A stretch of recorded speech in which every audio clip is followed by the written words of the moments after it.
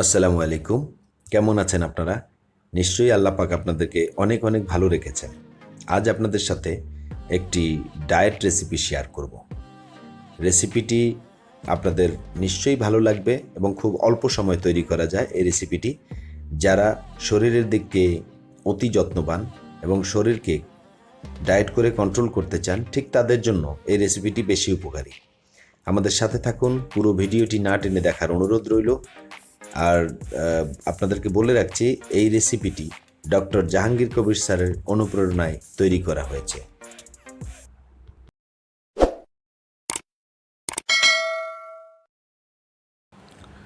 দেখতে পাচ্ছেন এখানে দুটো ব্রোকলি নেওয়া হয়েছে। ব্রোকলিটা ডাটা সহ কেটে ধুয়ে নেওয়া হয়েছে এখানে। আর আরেকটা জিনিস খেয়াল রাখবেন, ডাটাটা যেন শক্ত ডাটাটা এখানে চলে না আসে, তাহলে আপনাকে সিদ্ধ করতে অনেক কষ্ট হবে। তো যাই হোক, একটা হাঁড়িতে বা ফ্রাই প্যানে এখানে পানি দেওয়া হয়েছে। আপনারা চাইলে হাঁড়িতেও দিতে পারেন। হাঁড়িতে এখানে কিছু পানি দিয়ে নেবেন। পানিটা যখন ফুটে উঠবে ঠিক তখনই এটার মধ্যে ব্রোকলিগুলি দিয়ে দিতে হবে। এবং ব্রোকলিগুলি দেওয়ার পরে খেয়াল রাখবেন যেন বেশি সিদ্ধ না হয়, তাহলে এটা গলে যাবে। গলে যাওয়ার আগে জাস্ট আধো সিদ্ধ হবে এটা। যখন দেখতে পারবেন যে এটার কালারটা, ডাটার কালারটা একটু পরিবর্তন হয়ে গেছে, ঠিক তখনই বুঝে নেবেন যে এটা হাফ সিদ্ধ হয়ে গেছে। তখন এটাকে তুলে নিয়ে পানিটা ঝরিয়ে নেবেন।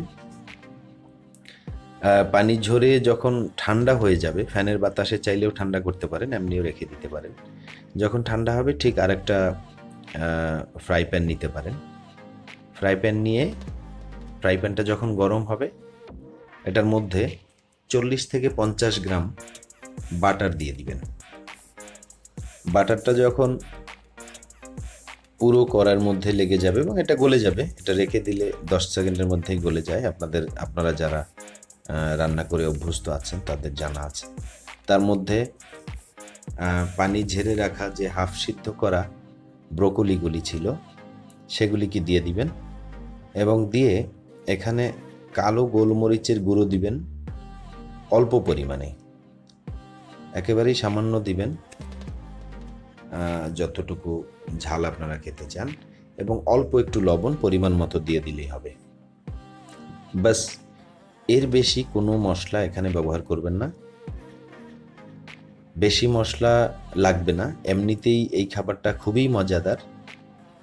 এটা আপনারা খালিও খেয়ে নিতে পারেন অথবা রুটি দিয়ে খেতে পারবেন। এখানে বাটারের সাথে এবং মরিচের গুঁড়া প্লাস লবণ দিয়ে সর্বোচ্চ 5 মিনিট উল্টিয়ে পাল্টিয়ে ভেজে নেবেন। এবং যেহেতু আগে হাফ সিদ্ধ করা আছে, এখানে আর ওরকম করার দরকার নাই। জাস্ট বাটারটা পুরোটার গায়ে, ব্রোকলির গায়ে যখন লেগে যাবে এবং এটা বাকিটুকু সিদ্ধ হয়ে যাবে আশা করি। এই রেসিপিটি তৈরি করতে কি কি লাগবে সেটা আমার ডেসক্রিপশন বক্সে দেওয়া থাকবে। যাই হোক, হয়ে গেল ডায়েট রেসিপি, ব্রোকলির একটি ডায়েট রেসিপি।